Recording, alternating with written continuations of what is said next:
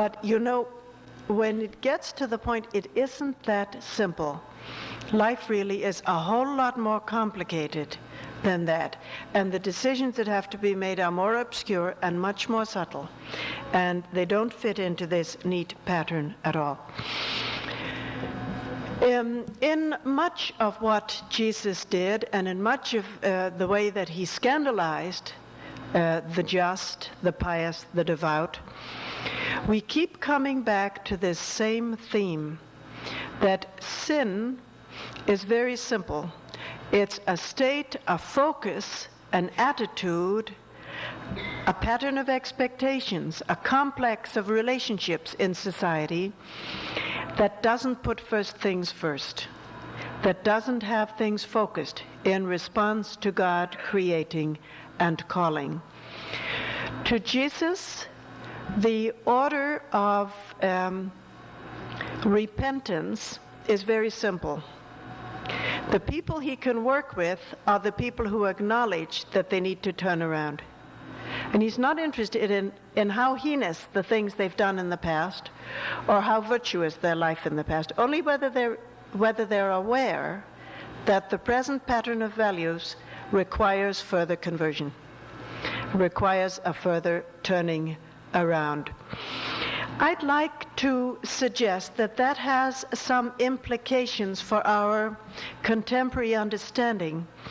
If in the contemporary world we have a certain hesitation over the concept of sin, it is certainly not because we are unaware that things are out of order.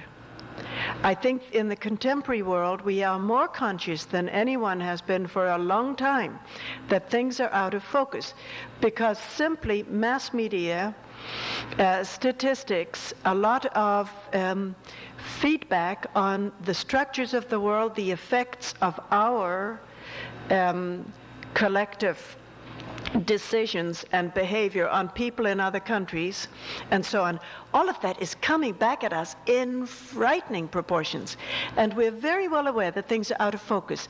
I think people are reluctant to acknowledge the reality of sin because they've become accustomed to thinking, on the one hand, that sin has to do with particular destructive actions that I have posited in the past, for which I might be held fully responsible because I did them quite freely, knowing how bad they were.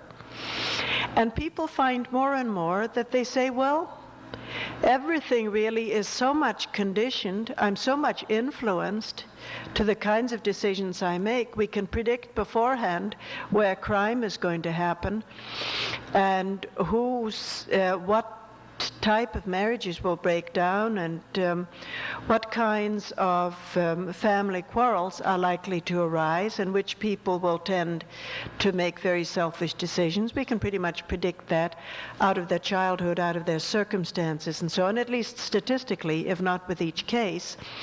People are inclined to say, so what's left of sin, of this personal accountability and responsibility? At the same time, there is a new opening of understanding, in the sense that we are much, much more aware that all is not well in our societies, in our values, in our expectations, in our relationships. And I think that to return to the biblical conception of sin makes the whole enterprise of redemption a far more actual, presently relevant, immediately concrete reality in our lives. In particular, I think it throws us back to the ancient Christian realization that the fundamental sacrament of conversion, of repentance, is baptism. To become part of the church, to become part of a community which, in the power of the Spirit of Jesus, in the new life of the resurrection, is enabled and is pledged to reconstruct its relationships, to live differently.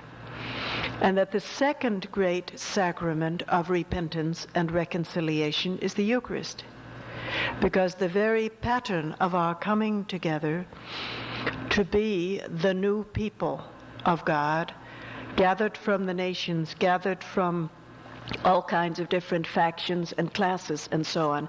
The very fact of our coming together, and our coming together to meet Jesus in the moment of his death and resurrection, is the turning. Because God is not that interested in our itemizing what we've done that is wrong, but God is immensely interested to see the turning. The Father wants us back. And that only in the third instance, really, is the sacrament of repentance to be identified in our specific reconciliation ritual, the sacrament of penance in the strict, rigorous sense. I think when you put it in that context, it even makes more sense in the Catholic tradition, the Catholic practice, of the sacrament of penance taken separately as the ongoing enterprise of conversion with accountability to another who represents the Church. But what is basically important, and I must wind up so people get to their classes, what is basically important, I think, is the understanding that our notions of sin and of repentance, of redemption, constantly require broadening and deepening, that we keep making our relationship with God something very petty and restricted, and that the biblical inspiration, the Spirit of Jesus in the Church, and the tradition of the Church keeps inviting us to blow it wide open again with the understanding that the model of fatherhood, the model of parent relationship to child, gives us a clearer sense of what sin and repentance are about. I'd love to say much more, but I'm going to stop there so that we make a brief break so that people who have to go can go. And after that, I'll be happy to respond to questions or invite comments.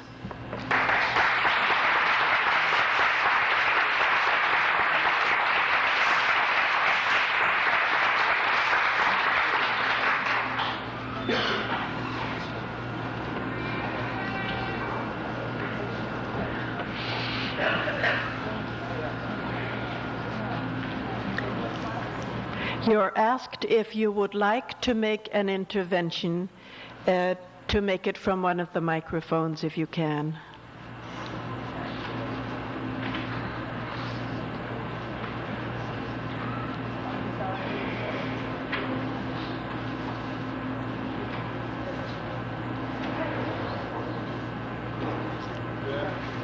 Flowing from what you said about baptism. It's not on so far. Okay. Flowing from what you said about baptism, I wonder if you'd speak to the question of infant baptism. All right. The question was, would I address infant baptism in the context of what I said of baptism as the sacrament of conversion?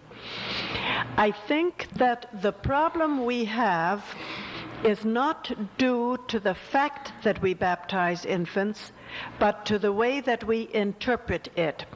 As you know, the early church had an initiation which consisted of steps that we separate out into 3 sacraments, as well as the long preparation that they had.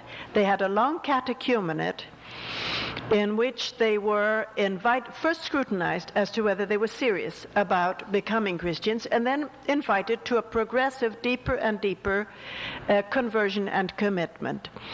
And at the end of it, they would be asked to express their commitment to go further with it by the symbol or creed. On one weekend, the symbol would be handed over to them, and on the following weekend they were to give it back. It was not a test of memory. It was a way of putting together in slogan form in the creed what it meant to commit oneself as a Christian, so that when they came back with it, they were supposed to have thought it through carefully. In other words, in the ancient church, at the very beginning of the initiation process, you had someone who was as fully committed as she or he was at that point capable of being.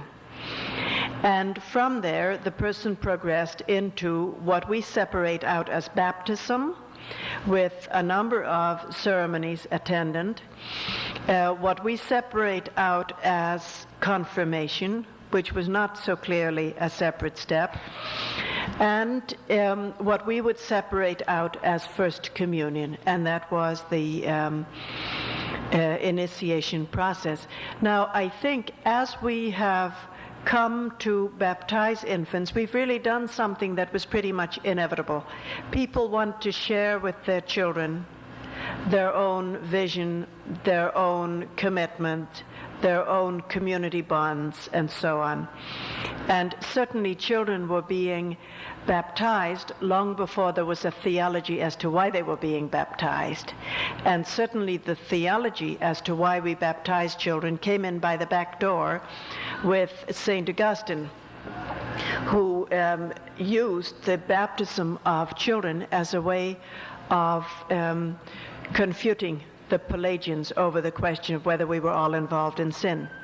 It wasn't the other way around. They didn't have a theology, we've got to baptize the children because they're involved in sin, etc.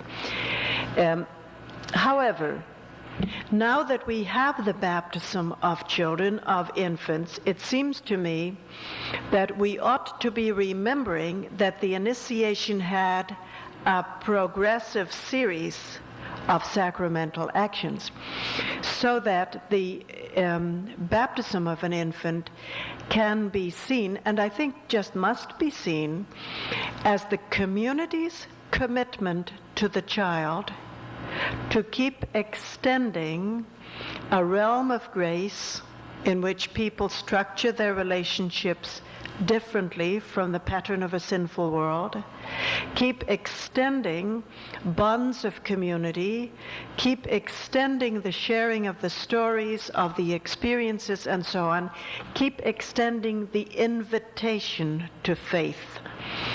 Now, in that context, I think we should not regard people who have been baptized in infancy as though they had made a personal commitment just because they've been baptized. I don't know how it is here, but in the States, among the young college students that I teach, we had for a decade or so, but it's fading a little now, a great deal of anger to contend with. And occasionally young people would say quite explicitly, I was baptized when I was a helpless infant, a few days old, and now they've dumped all these obligations on me, and they tell me that I'm in a state of sin. If I go back on this, they talk as though I'd made a commitment. I made no commitment. There was considerable anger behind this very often. There also was a great deal of sadness and fear, anxiety on the part of parents and educators who felt that they were personally responsible before God and everybody for keeping in the faith all these people who had been baptized in infancy, that passed through their hands, through their schools, and so on. If faith is truly a deeply personal commitment, it has to be made in adult freedom. Surely people can grow into it progressively, but in the last analysis, there is an adult personal free commitment involved. And people can only be free freely. You can't pre-program people to make a certain free commitment in a certain way. It's no longer a free commitment, and therefore it isn't faith in the real sense. It might be docility to a cultural heritage, but it isn't faith in the basic real sense. So that it seems to me it's not a problem that we baptize infants, because that is our commitment to them. Our commitment to draw them into a way of life, to give them experience of that way of life and relationships, and also to tell them our story, to share our story with them and our explanation of ourselves. But that we really have to have, one way or another, an opportunity for adult choice. And what has happened in the recent past, the last few centuries, is that the only way people have made that adult choice has been by deliberately stepping out or in some private way confirming their existence within. In fact, I think that one of the ways that in the Western Christendom, in the Catholic community, people felt that they were called upon to make the adult choice to be a Christian was by entering a religious community. And I think that's bad, because that isn't the religious vocation. I think that for many people, religious vocation and Christian vocation were almost equated. That they had the sense that if they were serious about it, if they wanted to make a personal commitment other than floating along in the cultural heritage, that they would have to be religious.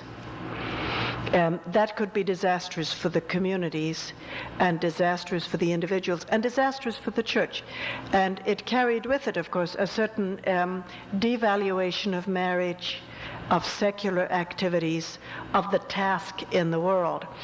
But what I think we should have had instead is a spelling out of the ancient initiation, so that we had confirmation as the moment that the person steps forward and says, I really myself want to be an adult member of this church, accepting responsibility within it.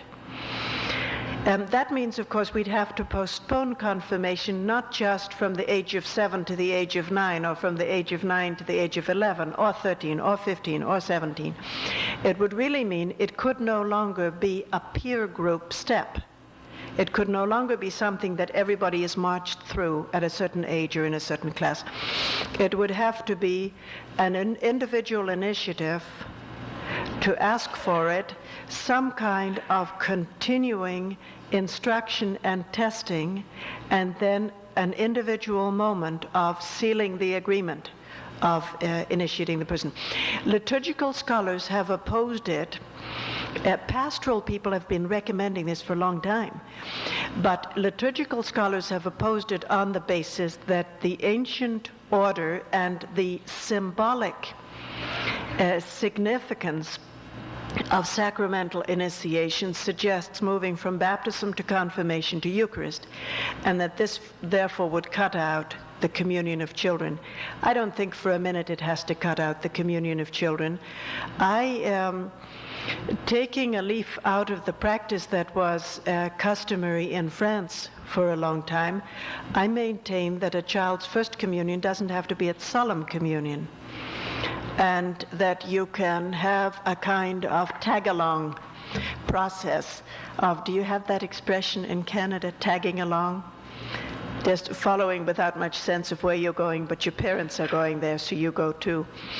I think we could have a process of tag-along communions the same way as we have tag-along coming to Sunday Eucharist, or tag-along going to catechetical instructions. The children don't really do that because they eagerly want to know what the faith is about, or because they're just dying to spend Sunday morning in church. I really don't see why we couldn't have all the benefits of early communion and drawing the children into our own worship activities and our communities of worship and our good stories and so on, why we couldn't have all the benefits of that along with preserving the ancient sequence of baptism, confirmation, solemn full participation in the Eucharist at some moment that is specifically marked, but where the confirmation is really an adult step. To me, that would be the answer.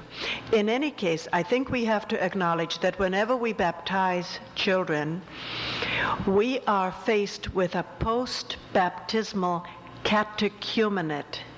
And catechumenate isn't quite the same thing as catechism class, because our assumption in latter centuries, in latter generations with catechism class has been that we are giving further understanding to people who are already believers. But catechumenate assumes that you are drawing people in who haven't yet made their commitment. And I think we have to start thinking in our regular religious instruction of children baptized in infancy, we have to be thinking in terms of catechumenate. And that means a great deal of respect for their freedom of choice. Warm invitation, the fullness of our own faith shared with them, of our own commitment shared with them, of our own community and vision shared with them, but great respect for their freedom.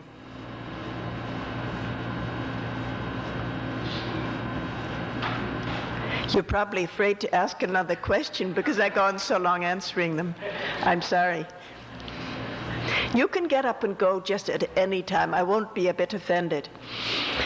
But if anybody else has a question, I'll respond to it. Dr. Hellwig, I'd like to ask you about your distinction between personal sin and social sin. And I think you're right in bringing out how we all are confused, and hopefully getting a little unconfused by the advice of yourself and others. But I think in terms of putting the emphasis on social sin, like for me, excuse the example, but if I use the Canadian example, I might be misunderstood. What's going on the foreign policy of the United States and Central America is a great evil. Mm-hmm. But can we really call that a sin in the same way that we call a sin that we do personally? And is there any way of attacking that other than in your previous talk of having to turn our world upside down and making these kinds of judgments? Well, that's why I even suggested this topic in this series of lectures. I think our problem is we have to redefine our understanding of sin, and that we have, over recent centuries, defined our understanding of sin in the context of the sacrament of penance, where the early church defined sin in the context of baptism.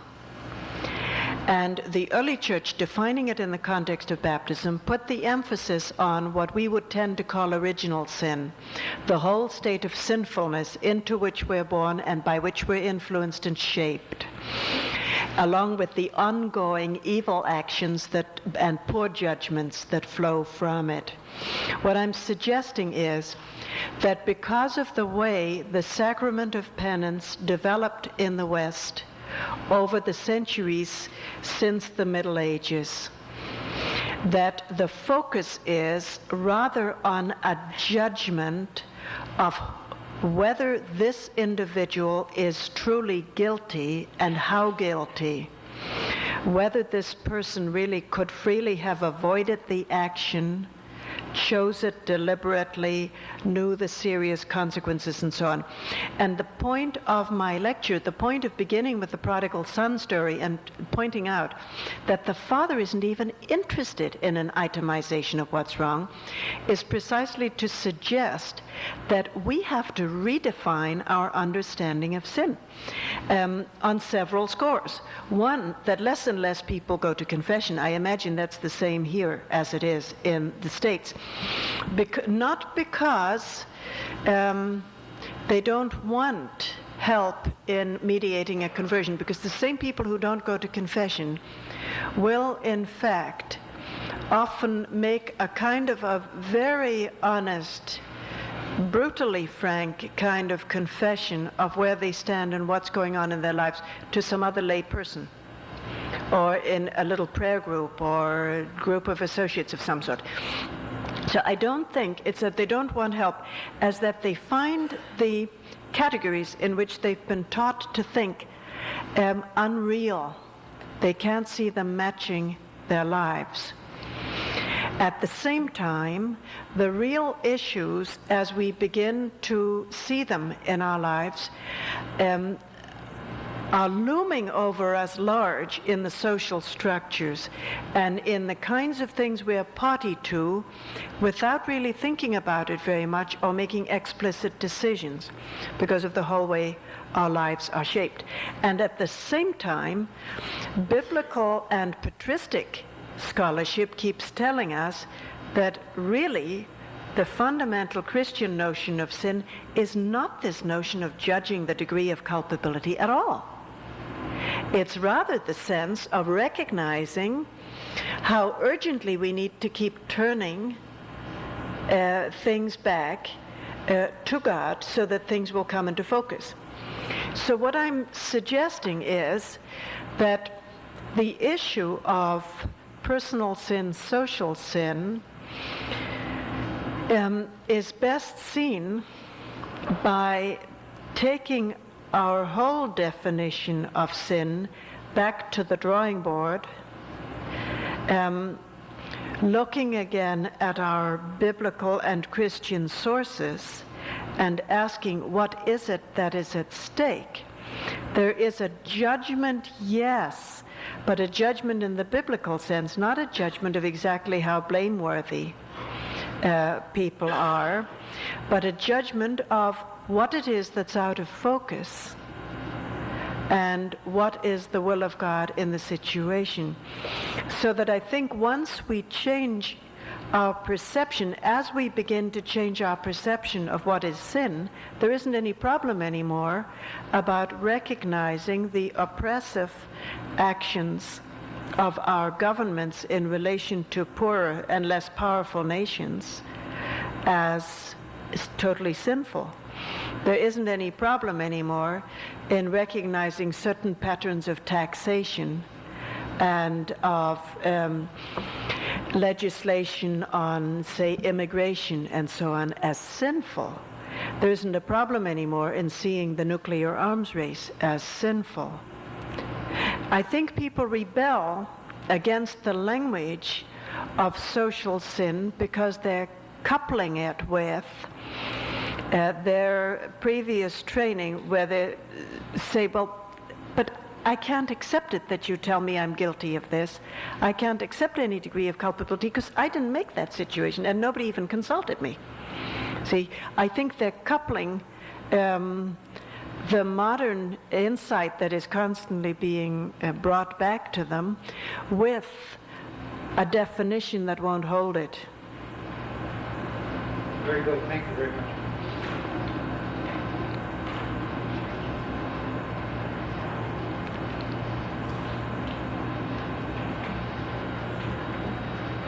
God had let me off at that point.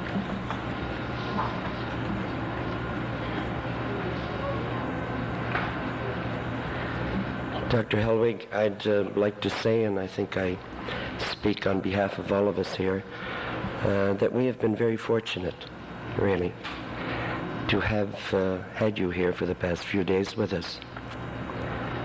I said last night that you were concerned with the needs of the human heart. I think we all believe that much more so today than yesterday, actually. And for this, we are deeply grateful, all of us, and we thank you.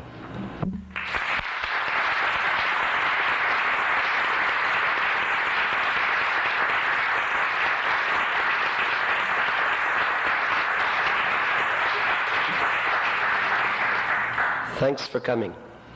And hopefully we'll see you all back next year, if we don't see you before then.